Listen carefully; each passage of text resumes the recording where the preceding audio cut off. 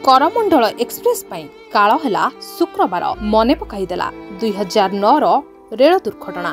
ओडिशा रे करमंडल एक्सप्रेस दुर्घटना हेबा द्वितीय घटना पुणी मन पकईदेला 2009 घटना। पूर्वर 2009 मसीह जाजपुर रे दुर्घटनार शिकार होइथिला करमंडल एक्सप्रेस। से दिन भी थिला शुक्रवार एवं गतकाली भी थिला शुक्रवार। से दिन भी राति प्राय 7टा परे गतकालीर दुर्घटना भी पाखापाखि ठीक सही समय रे घटिछि। 14 वर्ष तलर काल शुक्रवार जेमिति दोहराई देछि तार सही समान दुर्घटना को शुक्रवार करमंडल एक्सप्रेस काल होइगला। बालेश्वर जिला बाहानगाठारे राति प्राय 7टारे करमंडल दुर्घटनाग्रस्त होइछि। 14 वर्ष तलर दुर्घटना रे किछि समानता मध्य रहिछि, जाहाकि जानिले आश्चर्य लागिबो। 2009 फेब्रुआरी 13 तारिख दिन भी ट्रेन टी द्रुत गति रे हावड़ारू चेन्नई अभिमुखे जाउथुवा बेले लाइनच्युत होइतिला 13टी बगी। राति प्राय 7:30 रे एही दुर्घटनाटी घटिथिला। घटना चक्र रे से दिन थिला शुक्रवार।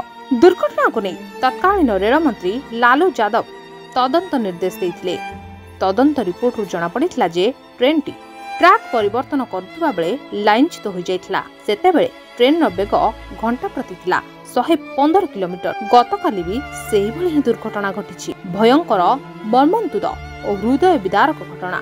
मृताहतଙ୍କ संख्या बेस कई गुणा अधिक।